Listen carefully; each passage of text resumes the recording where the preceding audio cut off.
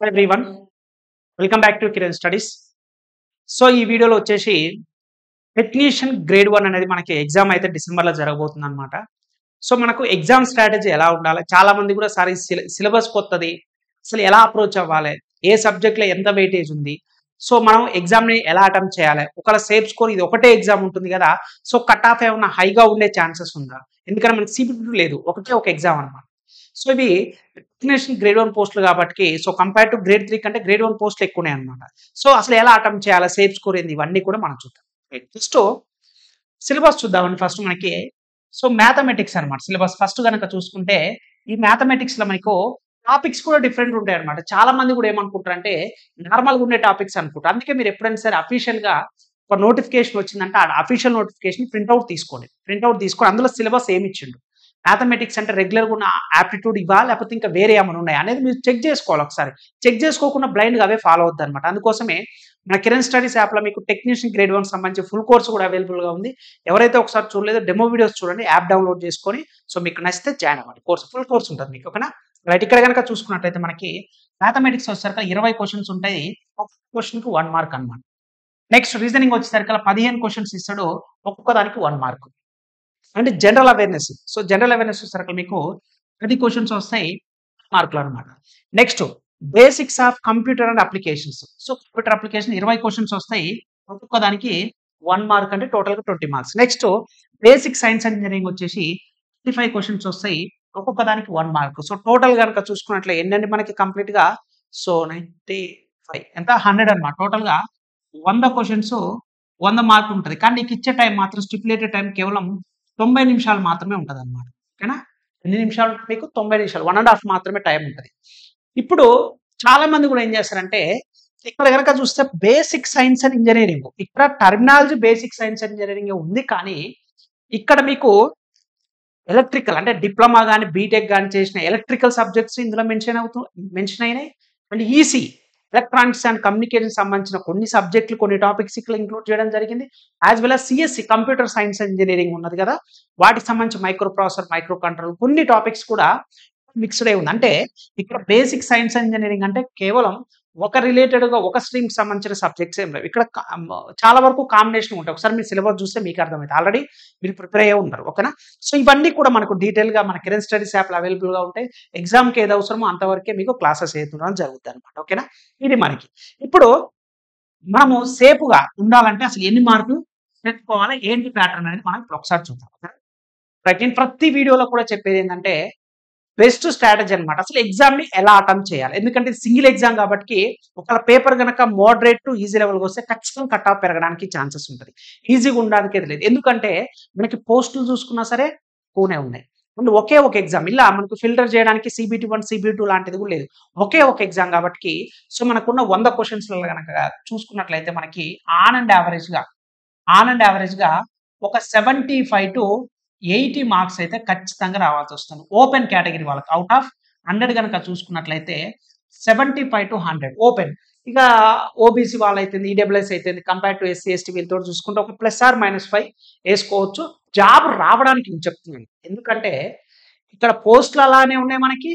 అదే విధంగా మనకున్న ఒకటే ఎక్కువ ఎగ్జామ్ కాబట్టి ఒకవేళ పేపర్ టఫ్గా వస్తే ఆటోమేటిక్గా కట్ ఆఫ్ తగ్గిపోతుంది. మీకు ఒకరికే కాదు కదా, మీరు ఎగ్జామ్ రాసేటప్పుడు మీరు ప్రిపేర్ అయిపోయినప్పుడు మీకు గనక పేపర్ టఫ్గా వచ్చిందంటే అందరికీ పేపర్ టఫ్గా వచ్చినట్టు, మీకు ఈజీగా వచ్చిందంటే మీరు చదివిపోయి ప్రిపేర్ అయినప్పుడే మీకు అర్థమవుతుంది అనమాట, ఓకేనా. సో సేఫ్ స్కోర్ కింద 75 to 80 పెట్టుకోండి, దిస్ ఇస్ ద బెస్ట్ అనమాట. ఇంత పెట్టుకుంటే ఓపెన్ అని మీకు జాబ్ వస్తుంది. ఇక లిటిల్ బిట్ ఒక పేపర్ డిఫికల్ట్ లెవెల్ పట్టుకొని కానీ, లేదంటే ఈజీ టు మోడరేట్ వచ్చే కనుక ఈ +or- చేంజెస్ ఉండొచ్చు, కానీ బట్ ఇంతకంటే తక్కువ అయితే కట్ ఆఫ్ ఉండడానికి ఛాన్స్ అయితే లేదు, ఓపెన్ కట్ ఆఫ్ నేను చెప్తున్నాను, ఓకేనా. రైట్, ఇప్పుడు నేను ఏం చేయాలి సార్, ఇక్కడ కనుక చూస్తే మీరు చేయాల్సింది ఒకే ఒకటి.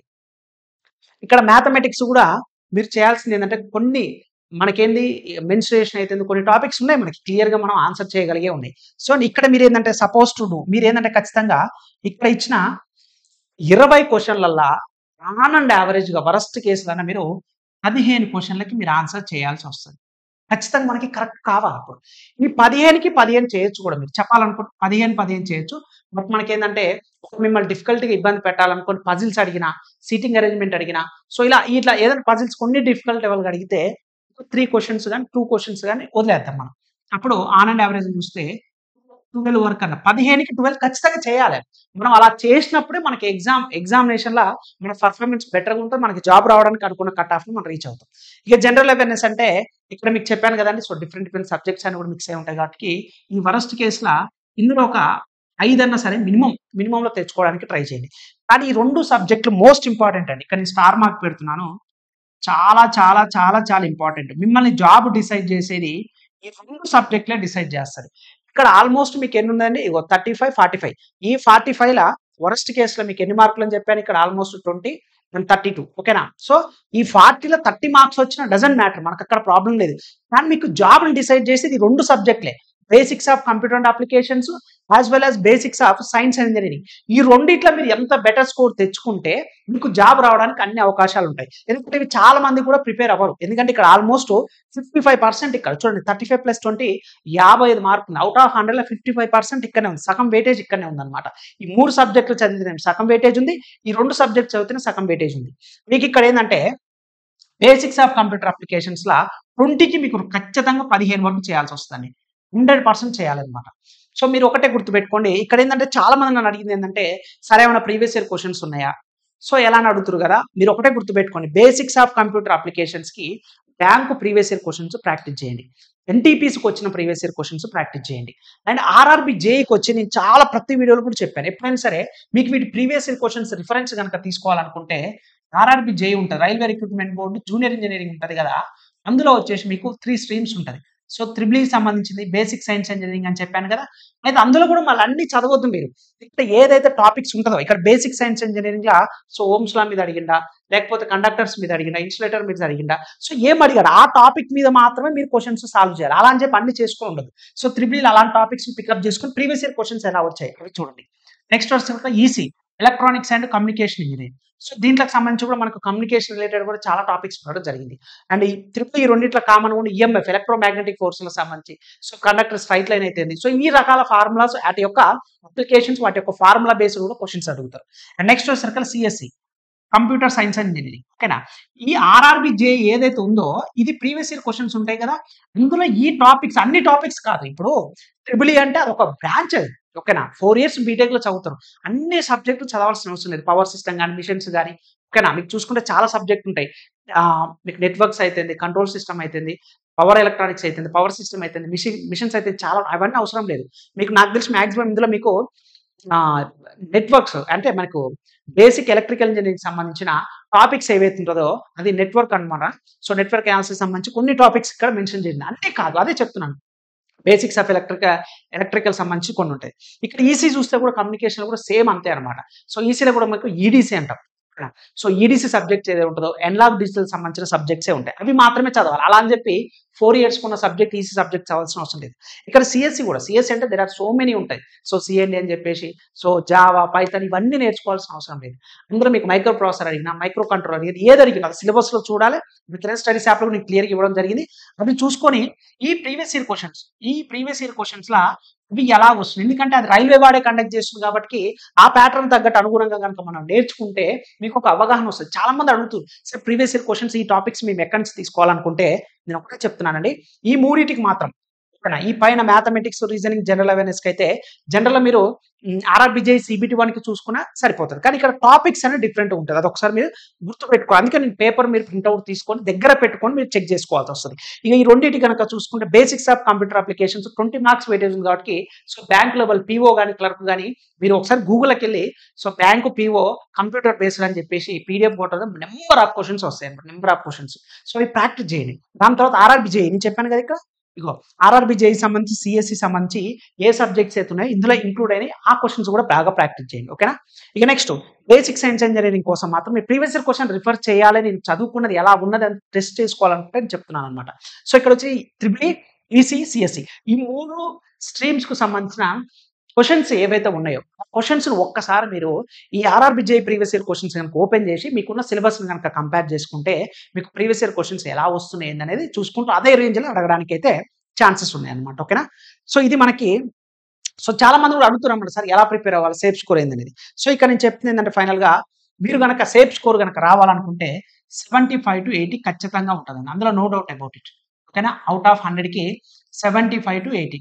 ఒకవేళ మీరు ఓబీసీ కానీ ఎస్సీ ఎస్టీ అయినట్లయితే ఇందులో ప్లస్ ఆర్ మైనస్ డిఫరెన్స్ ఉంటుంది కానీ మరీ మేజర్ 20 మార్కులు 30 మార్కులు డిఫరెన్స్ ఉండాల్సిన అంత డిఫరెన్స్ అయితే 100% ఉండదు. ఎందుకంటే ఇది ఒకే ఒక ఎగ్జామ్ అండ్ పోస్టులు కూడా తక్కువ ఉన్నాయి కాబట్టి. సో నేను మళ్ళీ చెప్తాను, మీకు జాబ్ డిసైడింగ్ ఫ్యాక్టర్ మిమ్మల్ని చూస్ చేసేది ఈ 2 సబ్జెక్టుల మీద. ఎందుకంటే మీరు 2 సబ్జెక్టులు కనుక ప్రిపేర్ అయ్యి పర్ఫెక్ట్గా ఉన్నారంటే, సో ఇక్కడ కూడా ఆనంద్ యావరేజ్ చూసుకుంటే 35కి వరస్ట్ కేసులో 25 రావాలన్నమాట.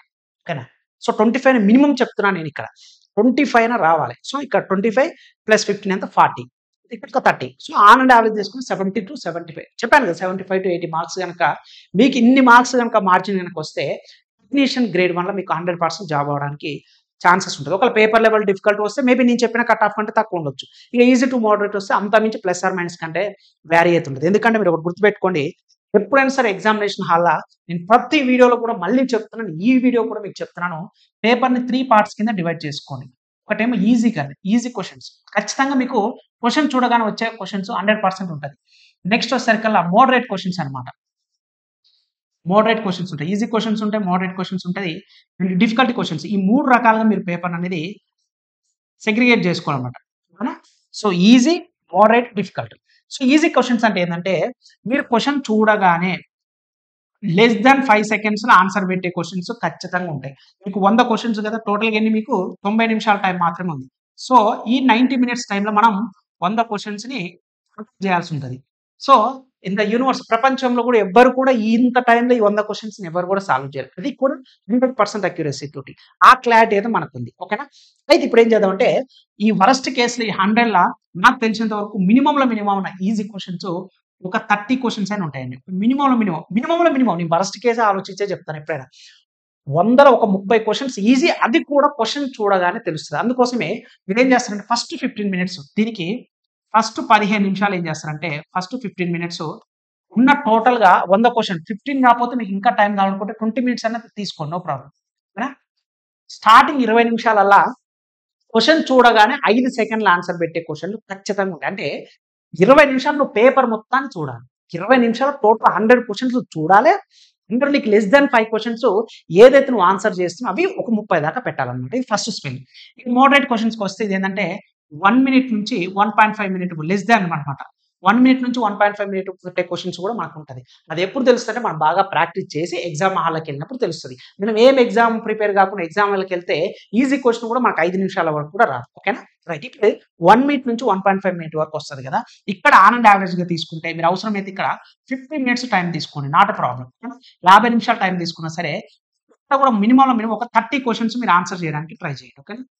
ఇక నెక్స్ట్ థర్డ్ వచ్చేసరికి హార్డ్ క్వశ్చన్స్ కాబట్టి ఇవి గ్రేటర్ దాన్ 2 మినిట్స్ టైం, మీకు 2 నిమిషాల కంటే ఎక్కువ పడుతుంది. ఎందుకంటే మీకు ప్రాబ్లమేటిక్ మ్యాథమెటిక్స్ నుంచి అని అడగొచ్చు, లేదంటే ఇక్కడ డిఫికల్ట్ మీకు ఏదైనా సరే, ఇప్పుడు బేసిక్ సైన్స్ లో కొన్ని టెక్నాలజీ మనకు అర్థం కాకపోవచ్చు. ఆ క్వశ్చన్ ఏదైనా కానీ అది కాన్సెప్ట్ క్వశ్చన్ అన్న కావచ్చు, న్యూమరికల్ క్వశ్చన్ అన్న కావచ్చు, గ్రేటర్ దాన్ 2 మినిట్స్ టైం పడుతుంది. అంటే అలాంటి క్వశ్చన్ మీకు ఇక్కడ ఏంది 50 మినిట్స్ అండ్ ఇక్కడ మీకు 20 మినిట్స్, ఆల్మోస్ట్ 70 మినిట్స్ అయిపోయింది. లాస్ట్ 20 మినిట్స్ ఉంది. సో 18 మినిట్స్ అనమాట. లాస్ట్ 2 మినిట్స్ ఏంటంటే మీరు ఎన్ని కరెక్ట్ పెట్టావు ఎన్ని రాంగ్ పెట్టావు చెక్ చేసుకోవాలి. లాస్ట్ 2 మినిట్స్ వదిలిపెట్టేసి ఈ 18 మినిట్స్లో వరస్ట్ కేసులో ఒక 10 క్వశ్చన్స్ అనేది చేయడానికి ట్రై చేయండి.